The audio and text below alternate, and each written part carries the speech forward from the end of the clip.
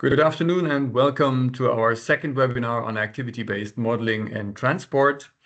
I'm Klaus Nökel from the European Association for Activity-Based Modeling, or EAABM for short. And with me on the call are Tom Friedrich and Alex Erath, one of the two directors. Peter Jones, the other director, intended to join as well, but is unfortunately unavailable today and apologizes for that. Our mission at EAABM is to foster activity-based modeling in Europe. And in this webinar series, we take a look at existing real-world activity-based models across Europe, but not only what they do or why they were chosen, also how they were built. And with this inside view, we hope to demonstrate that today ABMs can be built within reasonable time and effort, and no longer are a risky adventure. The two models that we're looking at today come from Sweden and from Germany. It is my great pleasure to welcome the Swedish Transport Administration and Berliner Verkehrsbetriebe, the public transport operator in Berlin, as well as the developers behind the software used, and that's Bentley Systems and Senozon. For each of the two models, we will first hear a presentation from the users and from the software developers, and then there will be time for questions and answers. Please put your questions for the Q&A in the chat and mute yourself if you're not presenting. And I also want to say that this session is being recorded. I hope nobody disagrees with that. Without further ado, let's start with the first model, BVG and Senozon. The floor is yours, please. Thank you, Klaus. I'll take over. And hello, everyone. Just need to switch to our presentation. Hopefully, everybody can see that. BVG and Senozon, we will present today the combination of two models, a MATSim model and a VISUM model, and how they cooperate together. BVG uses both models for various purposes. That's the reason why we do the presentation together. In the first part, Helena will give us the introduction why BVG uses both models and what are their targets and their visions.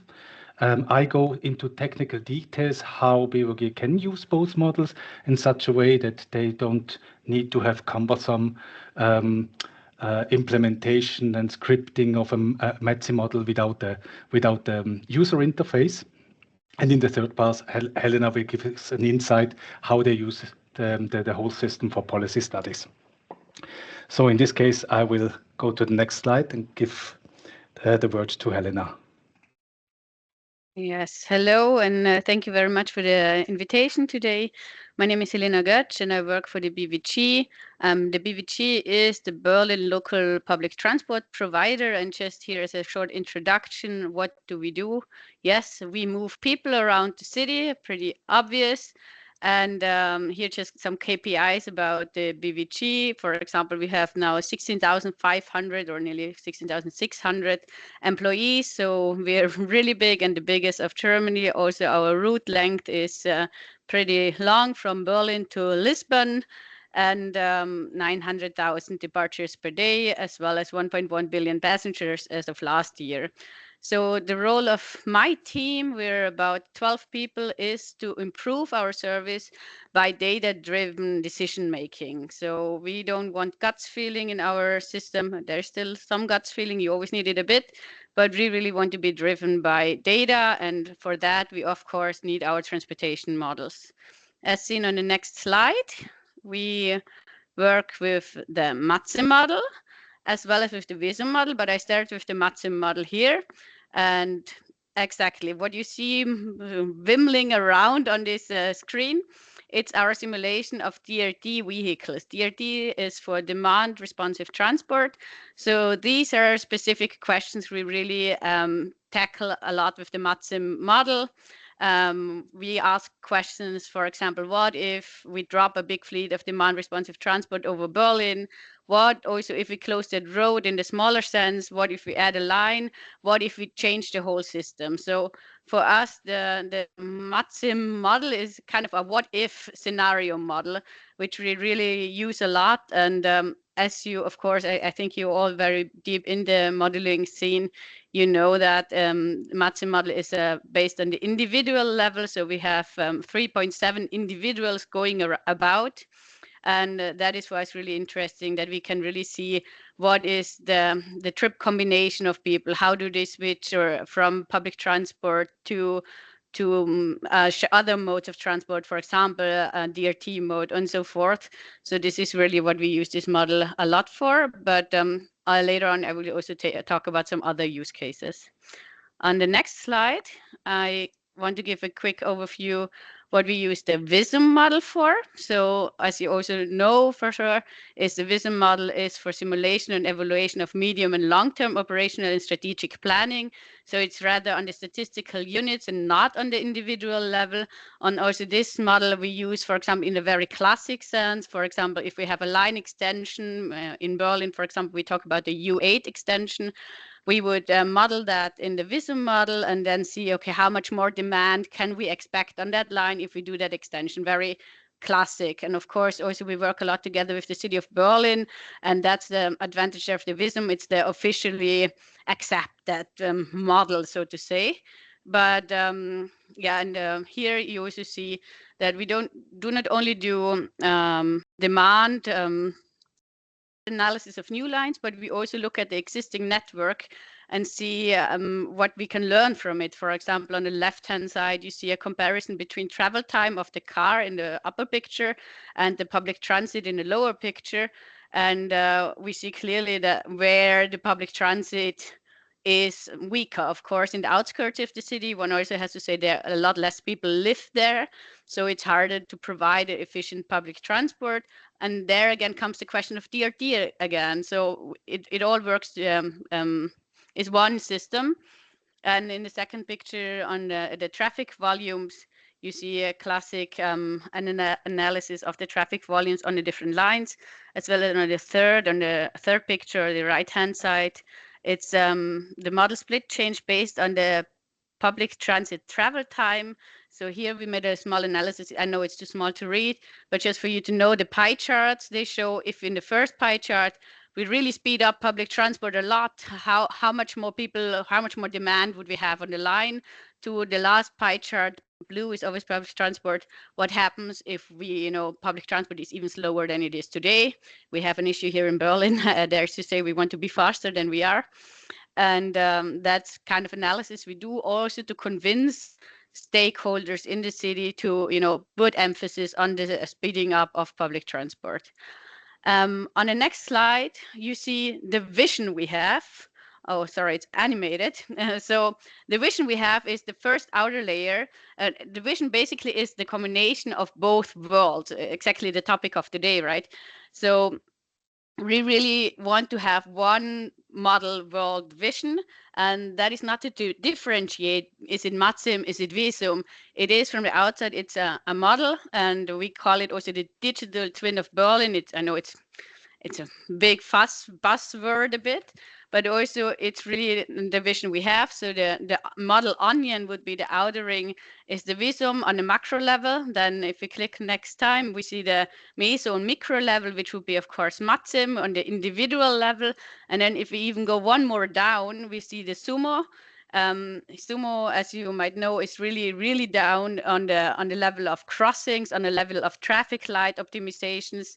And in this world, we try to offer our different stakeholders also within the organization of the BVG the perfect or the thing they need for their analysis. So, for example, when management comes and they just want to know, I have this crazy idea. I want to build, let's say, a tube ring around the city. Then we can really do that. Not on the SUMO level, of course, we do that on the higher level, on the VISUM level. If another idea comes which needs more the individual aspect of it, like DRT, prime example, we might use the MATSIM level. And then really if the the people from the Straßenbahn or cable cars or from the bus network come and they really say, hey, we have that real problem on that crossing, we come on the Zoomer level. So this is the dream of the digital twin we have. We are not there yet. That is to say, especially with Sumo, we are really, really in the beginning. But this really, I have to say, was made possible by the really great collaboration we have with Senozon, because that only allowed us to build up this MATSim model and develop the knowledge. Also now in my team, we have very good knowledge on that, and that would have not been possible without the support of Senozon as well. So we're really thankful for that. And yeah, with that, I would give on to Michi, and you will hear from me later on. Thank you very much. I go on with the technical setup, and what you see here is just an overview how we build up the MATSim model for the BVG about 4 years ago, was it? You see on the left side there is data coming from Senozon itself, especially the demand side, activity-based demand, which is based on our German model, which we updated once per year, and it's based on the MID, Mobilität in Deutschland, and on mobile device data, which we process on a daily basis by the provided by Telefonica. On the other side, there's the BVG VISUM model, which provides us with various information about the supply side, of course, net and schedule, but also about their own specific population, which they maintain, and also specific needs, which Helena before already talked about, is about QKZ, which means in German Qualitätskennziffer, which means something like reliability of one specific transport line. So therefore, it's not only the schedule which have to use, so we also have to use the schedule in such a way that it reflects somehow reality and therefore also reflects how people behave within the model based on the reliability topics of specific lines, for example. And the other part is also very important, is about DRT. So the model which we provide has the 4 main modes, car, public transport, bikes and walks, but no DRT. But of course, DRT is also part of the supply side and also is also part of policy studies and the vision how to develop their services in the future. So this one has also taken into account everything together with the calibration methods using SFV data from BVG and counts data from BVG, as well as other third-party data. We calibrated the model about 4 years ago. In small sentence, it's about the QKZ, it's about their own population, it's about the semantical identical interpretation of the public transport supply side in the MATSim model based on the VISUM model, which also has to do some interpretation of, for example, where bus stops specifically lie on a specific link of the network. We have to integrate the DRT support side, so I mean service area, vehicle fleet, access points, and so on. And of course, we did some calibration, but that's just a sidetrack. What you see on the upper right corner are these arrows in between, and those arrows are actually the base conversion functionalities, how the two models cooperate with each other, such that the supply side is always provided from the VISUM model directly and on the definition side of the BVG, and on the other side, based on the needs of BVG, sometimes we do updates on the demand side to have the right base activity-based demand data set, which can be used within the model. So what's more important is how the BVG uses it. So actually the more or less same arrows you saw before are set up such a way that the BVG can use the MATSim model with not much effort, meaning you have to log into a specific server and you have to provide them with their specific data sets for the policy studies and set up the parameters which want to be used, and then run one specific comment on a comment prompt, wait some hours until the computation is finished. If you have a huge model with a huge amount of DRT data, then you have to wait several days for it. And afterwards, you can export all the data and analyze it within the technical environment of BVG. We call that setup MODAS, Mobility as a Server, which means we provide this environment such that BVG can use it autonomously to do their policy studies. So the goals are an autonomous usage of the MATSim model to do policy studies, no hardware maintenance, no server maintenance, things like that. Also the deployment we provide for them. So for example, if there's a new update of the MATSim source code or some external extension from ourselves or for third-party data, companies, then we do the deployment on the server for them. They don't have to work with this rather cumbersome and huge and very confusing MATSim config file. They only have to define parameters they need to define, and everything else is provided for them. If they want to do any kind of infrastructure changes, they don't need to manipulate XML files or things like that. They can actually all model that within the VISUM environment and just export it and import it into the MATSim model. And all the policy analysis can done by BVG completely independent of the MATSim model, using Power BI, using VISUM, or the tool of their wishes. As I said, the input data sets, which they can always change without interference from our side, is the network and the schedule, the reliability information of the schedule. They can define the study area, and for DRT, the service area, the DRT access point, the fleet sizes, and the vehicle types, meaning how much person can be transported maximum per vehicle. And also the parameters. The parameter set is quite large. There's just a small example on the right side, but I'll give you a little bit more of overview. The flexibility is quite, let's say, focused on the needs of BVG, but wide enough so they can do a huge amount of policy studies for various purposes. On the study area, they can define the VISUM file, of course, which I said before, the simulation area, which means they can also use the whole model, separate part of the model, such as sub-model, as a smaller one, which doesn't take all of the demand and all of the regions into account, but allows one to calculate the relaxation process much faster, because you're probably only interested in the left side of Berlin rather than the right side. But you don't have to do that. Of course, you can run the whole model if you want to.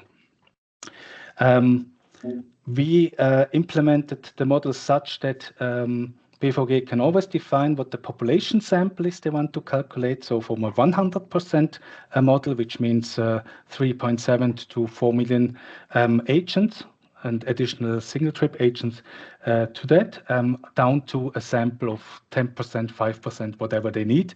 It always to do with precision, but also with computational performance. The number of iterations until relaxation is reached can be defined. The population itself can be defined, can be replaced by an older one or by a newer one. At the moment, there are 2 populations available. Probably soon there will be 3. The car availability scale shape defines how, for each region of the Berlin model, how much car availability is used for the population. So you can downscale it to 0, then nobody can actually use car. So there would be car-free Berlin. So you can do this kind of policy studies if you want to. On the behavioral side, they can redefine the beta parameters for the behavioral model, detour factors, short time trip distance, offsets, DRT, travel time difference factors, so a various of behavioral beta parameters which can be adapted. On the DRT side, there is even more. As I said before, the service area can be defined somewhere from whole of Berlin to a very small area. It can be defined where the access points are. And also, as a specialty, BVG can restrict which public transport stops actually are used for an intermodal change of DRT. So on one hand, every stop can be used. On the other hand, only a specific part can be used and can also be defined by the BVG. Fleet sizes seats per vehicle and so on, of course, and also different price regimes for different purposes. So we can differentiate between direct DRT trips, so only using DRT, or intermodal DRT trips, which is combination with public transit. And to run it, that's just that comment down here, which has to be performed, and then a little bit of waiting, and after that, the results are there to analyze. To take care of the time. Just very shortly, the challenges. Some of them are already said. What's a really important part is if we convert supply side. For any purposes, we need to do that in a generalized format, such that the demand is always reconnected to the adapted supply side. That was one of the challenges. On the DRT is supply type definition, and also things like performance, which we had some experience with projects before, research projects where we increase performance of the DRT, which helps, of course, by the computation. And on the usability side, we do not implement any software and any GUI or something like that, but we help them to use the server in a very simple way. So they can actually define that according to input data sets and parameters, and they just run one command and gather the results. And the idea of those parameter sets, of course, they could be extensible if there's more need, more influences, which needs to be performed for policy studies. The analysis is on the other side then very simple. The model server is only here to do the computation. It calculates the results, it provides the resulting data sets, and then BVG can use all the produced data sets in their own environment, so apart from the model server, which is also important because it's only a computation machine, so it does not store data, it does not provide any archive or things like that. It's really just for the computation. So the resulting data sets are then back to the BVG environment, and there we provided, of course, all the MATSim XML output data sets, all the pictures which are produced by standard, as well as 5 different tables, which is a reinterpretation of some of the output data sets which MATSim produces to have an easier use within the BVG environment, for example, for Power BI or also for VISUM and things like that. So we provide 4 persons as a crisp description for the population, trips and stages as table format, such that they are connected to each person of the population, links and stop and route to define the routes and the specific route stream which they use for each trip or each stage of the synthetic population and demand. And as I said, used in Power BI, VISUM, or anything else within the BVG environment. So then we give the data back, or they give it back by themselves because we don't interact here. And therefore, I also give it back to Helena for an example. Thank you very much. Yeah, here the first example, and I start with the most recent one.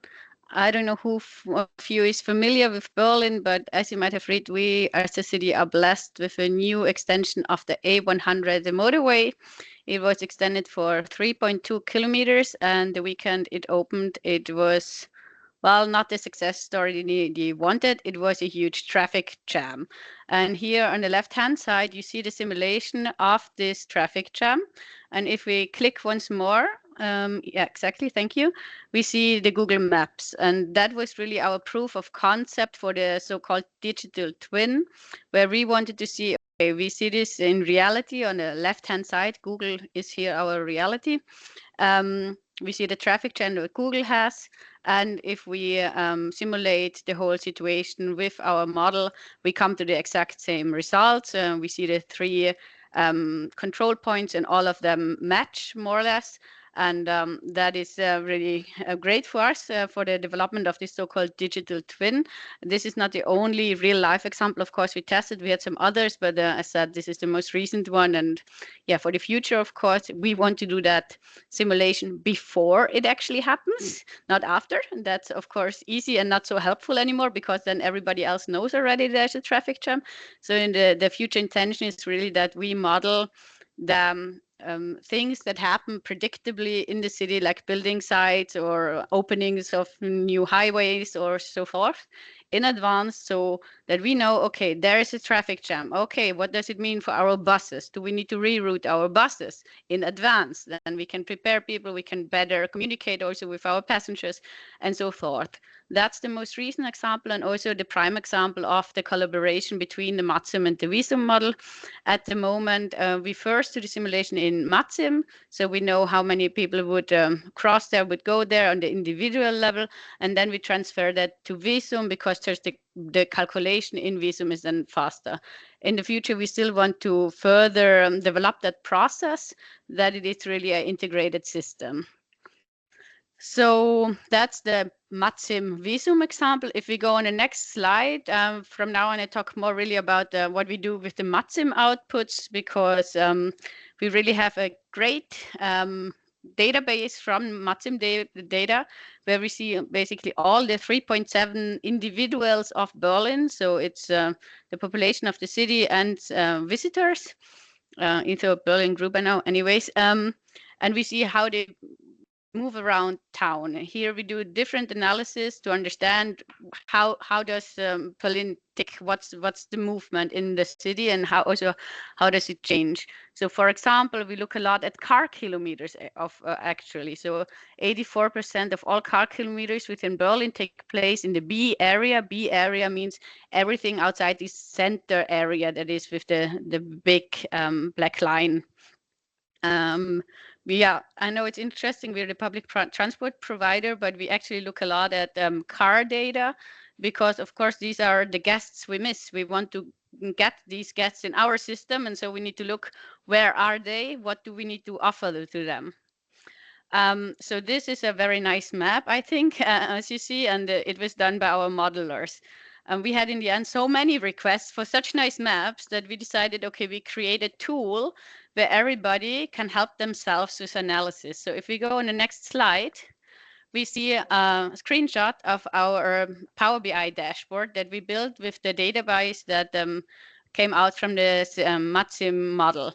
So it's all the individuals going about in Berlin, and we can put in different filters to understand, okay, I just wanted to know everybody who goes to the district of Kreuzberg, for example.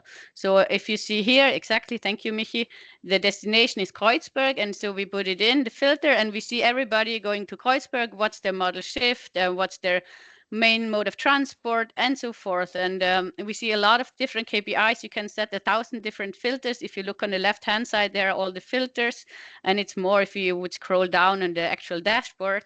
And that is really helpful for us, as like on the management level here, I'm the boss of the team. So for me, this is really useful because I can help myself with that. And I don't have to ask every time my analysis team, hey, I need this, I need this. It's really very handy to have this interactive tool. And it really already helped a lot in many policy decisions and discussions we have had. So this is one example of the dashboard. If you go on the next slide, we see the second dashboard. It's free dashboard, I have to say, but I'm only showing here 2 because these are basically my favorites, the ones I use the most. Also here you see in the start, very similar. We see the KPIs of model split. We see also here the reason for the way, like is the way, do we take it for work, for education, for shopping, and so forth. And also on the left side again, here we can see the filters. Here we put in, we want to start in Tiergarten and we want to end up in Marzahn. So it's pretty much across town, and we want to see the different modes that do this distance and the different agents, really, like the individuals, and how the KPIs sum up. I think it's really also cool. We can put in, for example, the filter on the left-hand side, you see it, PKW-Verfügbarkeit, which means availability of a car. So you could change that here to not available, and probably then the model shift would change in the advantage of public transport, of course. And yeah, this is really useful. And on the last slide, also one of my favorites, it's on the same dashboard further down. You would also see a graphic output of these requests you put in. So here on the left-hand side, it's Tiergarten. the district, or it's an old district in Berlin. It's not a district anymore, but it's a city unit, let's call it, to Marzahn. And we really see here also in Tiergarten, this is where the biggest dot is on the very east. This is the Hauptbahnhof, the central station. Of course, here the most people would leave. And then you see on the right-hand side where the most people in Marzahn, where they would arrive. And what is really a cool aspect here, it's actually a bit hidden, but if you see this last line in the chart, where it's written Gesamt, it's in total, we see the total number of ways, which is 3,780.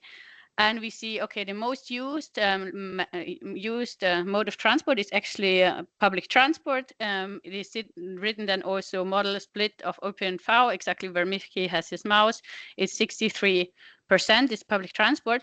But what is really cool, we would also see, okay, we know it's done by public transport the most, but we see on the first, on one hand, we see the actual travel time with all the modes.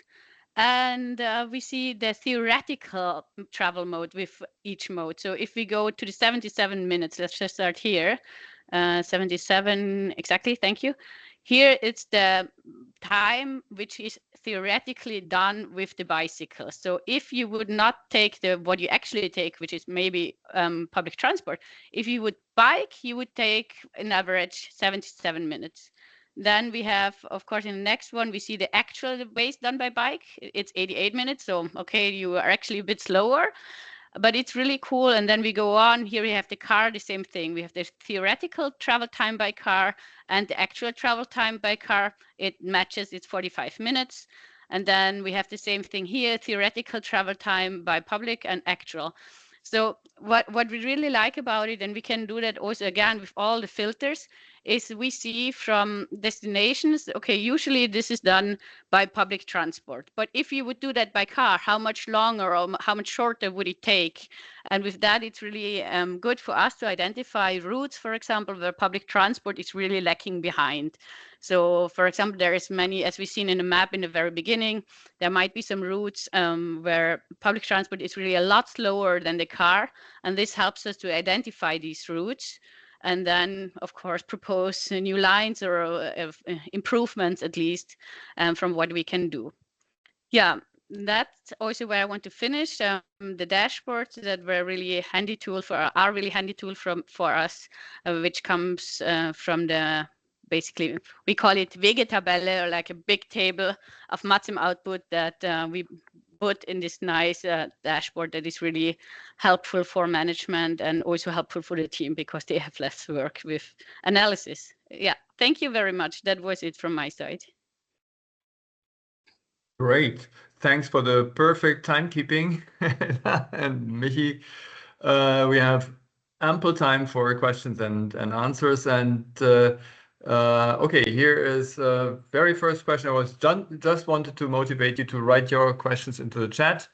Alex is asking that in 2019, I learned that BVG is required to use the VISUM-Modell in cases where opponents of policy measures might want to have a policy decision reassessed by a court. Ah, okay. Is that true? And has it changed, especially in light of experience gained with MATSim? So I'm not sure if I understand the question correctly, but I answer and you tell me then if I answered it correctly. Okay. But yeah, if we have discussions with the city, it's often more accepted if we come with the VISUM-Modell because the VISUM-Modell is the big accepted one. And especially for like official NKUs, Nutzen-Kosten-Rechnung. Sorry, I don't know the English term for that, but the official calculation whether a new line is worth it financially. Those calculations are done with the official VISUM-Modell. But nevertheless, for like informal or discussions with the city, it is still very useful to have this depth of data that we get through MATSim data. So I would say, yeah, in the really official frame, and I think also Michi had that on his challenges slide, it is the VISUM as the established model, but the MATSim data we derive is really like, it's just so much more fruitful in discussions if you can go in further deep. Because the VISUM-Modell would, for example, never answer you the question on this specific traffic light, what does it do? And with the MATSim model, and especially then further on, if we combine it all the more with Sumo, we can really give more answer here that is not possible with VISUM, I think. Okay, Alex has a follow-up question apparently. Unmute yourself. So thanks very much for clarifying this. So it's still the same situation, although you gained experience. Now, how often do you compare the output of the two models? Because everything that VISUM can produce is an output you can reproduce. The other way around, that's not the case. So is that a question that you actually want to answer and challenge over the long time, so that over the long time you could phase out the VISUM model, or are you comfortable with running two models and maybe have contradicting results? So I don't think there's any agenda of stopping one of the models, or especially not the VISUM model, also not MATSim. It is, we compare the results, yes, and yeah, we can live with it, and we just work on the models that they really integrate each other better.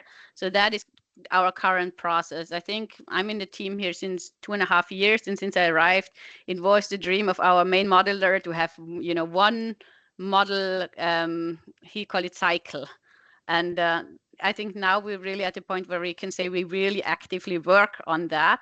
And with that one model cycle, also this issue will be integrated and looked at further and further. I think when I came, we only compared the results like every now and then, but now we do that regularly. If we have a big simulation going, and especially oftentimes is, you know how it is, bosses are not so happy with the result, and now they know we have two models, so we have one result maybe with VISUM, they don't like it, then they say, hey, do it again with MATSim, maybe it's better then.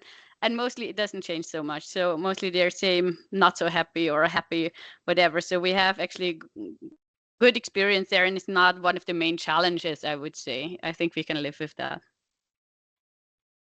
Yeah, and thank you.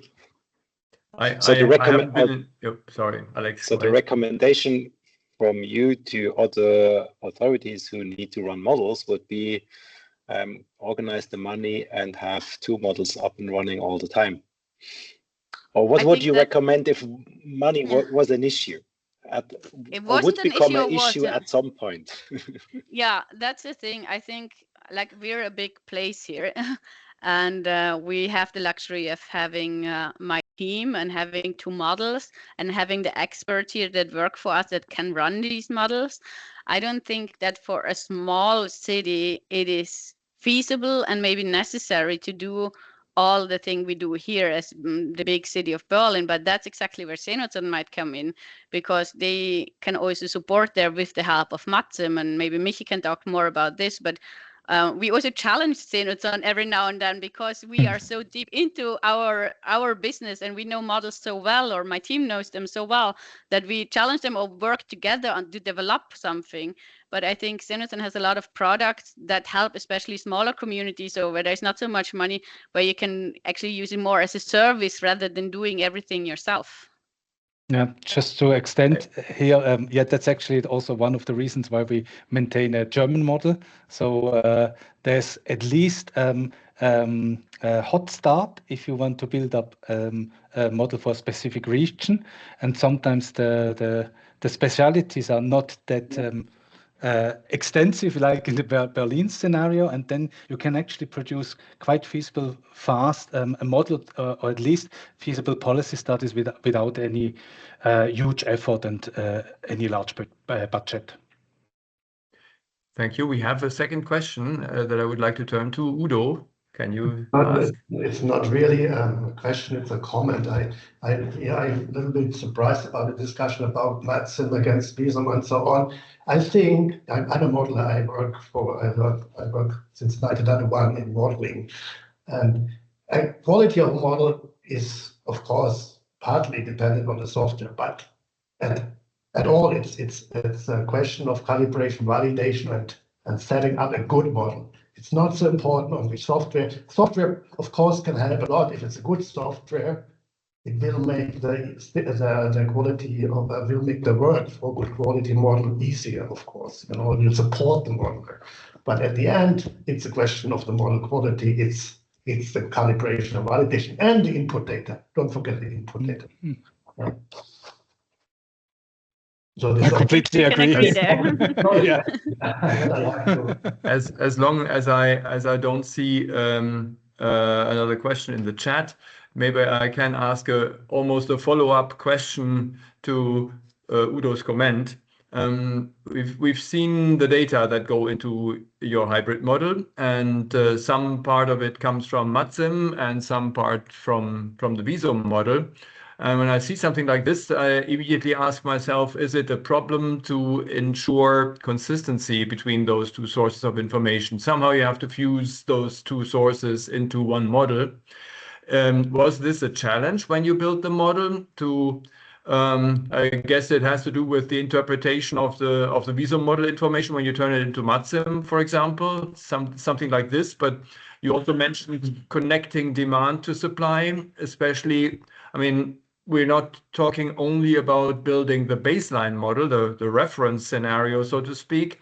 It also happens when you start constructing scenarios, some build scenario, and let's say you change the public transport network, or you change the population due to a housing development somewhere, and then you want to serve that new population.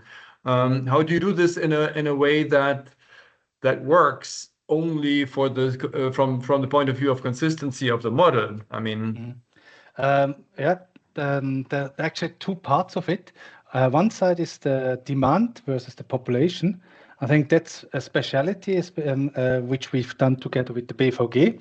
So to have their population, it's kind of a tricky situation if you have demand and then you need to replace it with another population.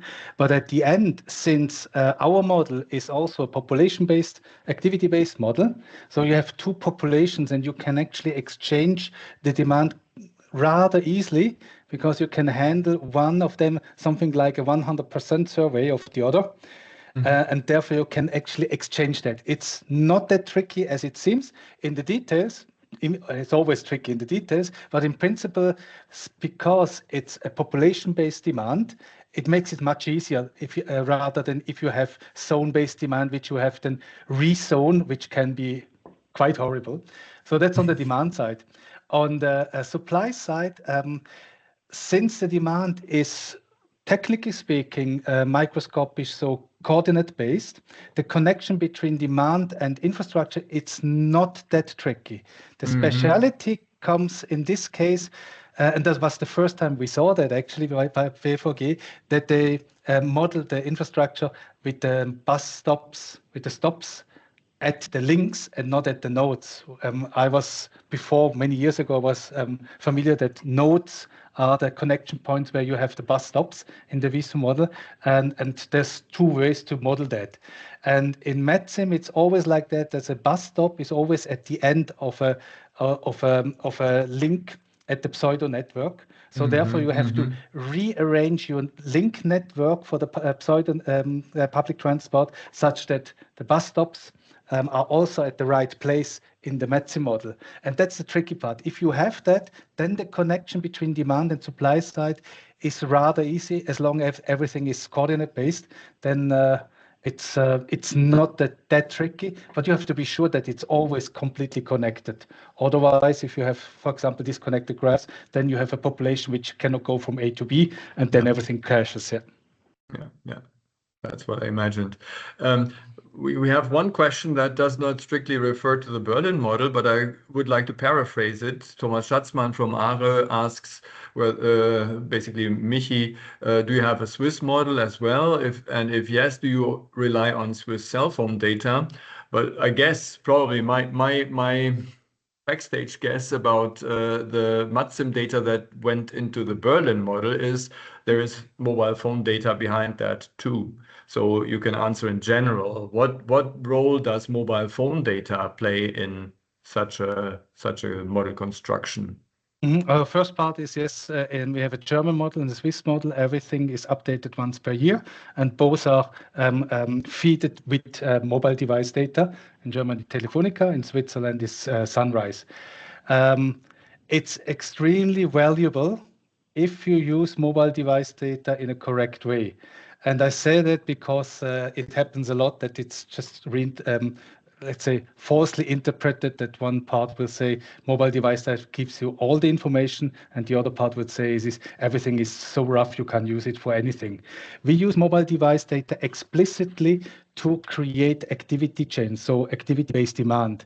We do not produce frequencies for A to B or something like that, or frequency data on street network or something like that. So we use that as an enrichment of a survey data set like the SFR, like the MED, or like the microcensus in Switzerland.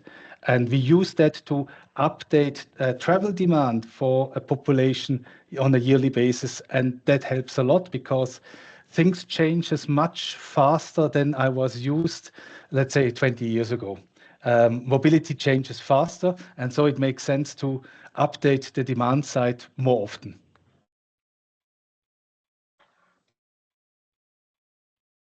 Okay, many thanks. Okay, Alex, does your question go beyond what Michi already explained? It goes a bit beyond. So he explained how he is doing it, but in Switzerland, we have plenty of cross-border regions which are important, especially if I myself live in Basel and work in Basel environment. But there is also Ticino and Geneva, and there are other areas in Europe where we have cross-borders. And that problem so far has been that the mobile phone data only covers the movements within as a country, but not across or between countries. So how would you go about if like Basel comes and says, hey, let's build a model for the cross-border region together? What would be your approach? Yeah, straightforward answer is I need mobile device data from all countries, from all three in this case.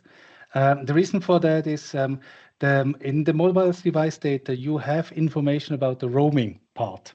So you get information from the mobile device data. So there's somebody from another country logs into the roaming and then provides signalization data during his movement within the border of interest.